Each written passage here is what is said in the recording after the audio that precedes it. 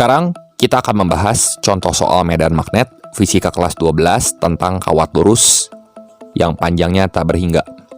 Tapi sebelum nonton, buat teman-teman yang belum subscribe, kalian bisa tekan dulu tombol subscribe-nya supaya nggak ketinggalan update terbaru tentang berbagai konten fisika atau matematika lain dari saya.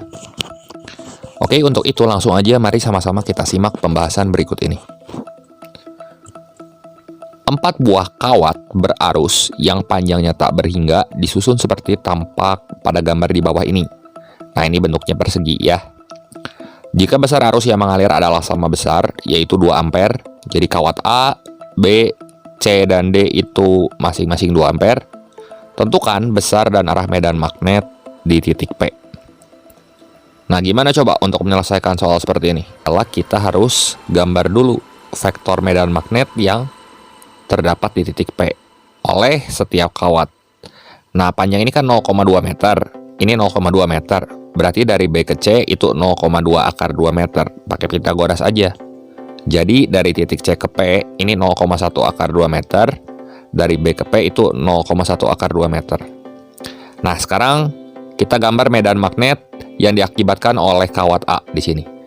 Kawat A itu arah arusnya adalah masuk ke bidang pembaca. Jadi nanti keempat jari kita itu akan menyinggung lingkaran secara tegak lurus di titik P yang arahnya ke bawah sini, ke titik B ya.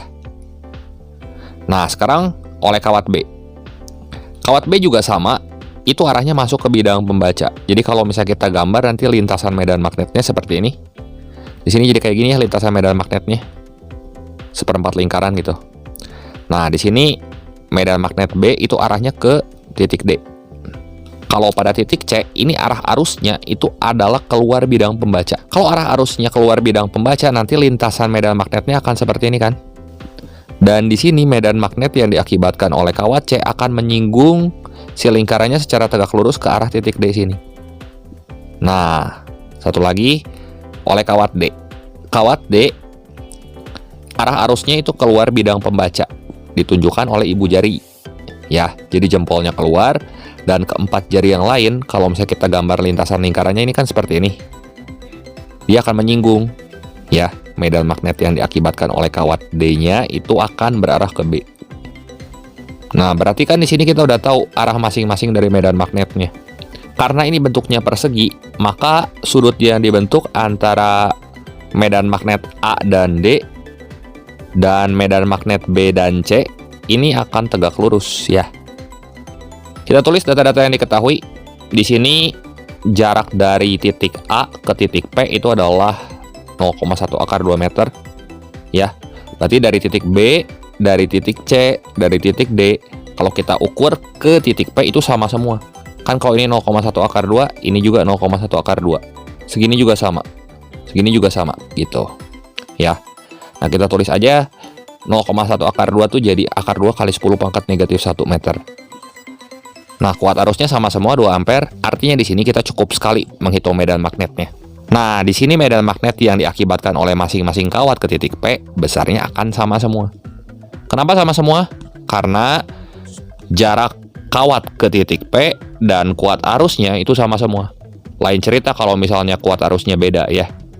Ada satu aja yang beda. Atau misalnya jarak kawat ke titik P-nya beda gitu. Kan ini kan sama, simetris semua, 0,1 akar 2. Jadi kita hitung sekali B-nya, ini sama dengan mu 0 I per 2 pi A. Berarti ini 4 pi kali 10 pangkat negatif 7, kali I-nya 2 ampere, per 2 pi kali akar 2 kali 10 pangkat negatif 1. Ini coret aja ya, atas bawah. Yang atas ini jadi 2, 2 kali 2 ya 4 ya. Jadi 4 per akar 2. Nah, ini 10 pangkat negatif 7 di bawah 10 pangkat negatif 1. Naik ke atas. 10 pangkat negatif 1-nya jadi ini 10 pangkat negatif 6. Nah, ini kalau kita rasionalkan, 4 per akar 2-nya ini jadi 2 akar 2 kali 10 pangkat negatif 6 Tesla.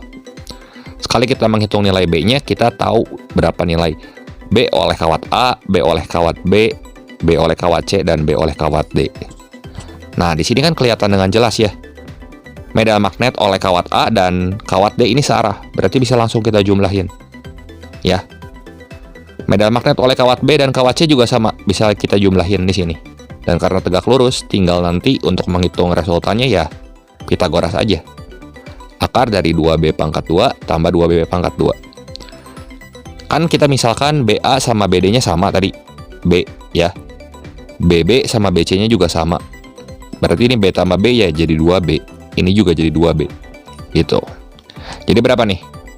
Akar 4B pangkat 2 tambah 4B pangkat 2. Jadi akar 8B pangkat 2. Ini sama dengan 2 akar 2B, kita keluarin dari dalam akar.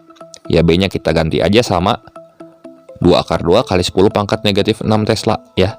Jadi 2 akar 2 kali 2 akar 2 kali 10 pangkat negatif 6. Hitung sebentar dan kita akan peroleh resultannya adalah 8 kali 10 pangkat negatif 6 Tesla. Nah, sekarang kita akan menghitung arahnya. Arahnya kemana? Karena ini tegak lurus ya. Dan kalau misalnya persegi kan simetris, ini arahnya pasti akan ke bawah, ya. Atau ke tengah-tengah garis BD. Seperti itu. Oke, demikian pembahasan singkat mengenai contoh soal medan magnet fisika kelas 12 kali ini. Buat teman-teman semua yang mau lihat materi atau contoh soal lain yang lebih lengkap tentang medan magnet fisika kelas 12, kalian bisa cek playlist medan magnet fisika kelas 12 atau klik link di deskripsi. Saya sudah sediakan di situ dan pastikan kalian tonton semua videonya supaya memahami materi medan magnet ini dengan lebih baik. Jangan lupa like, share, dan subscribe channel ini jika kalian suka videonya. Terima kasih untuk perhatiannya. Sampai jumpa di video saya yang berikutnya.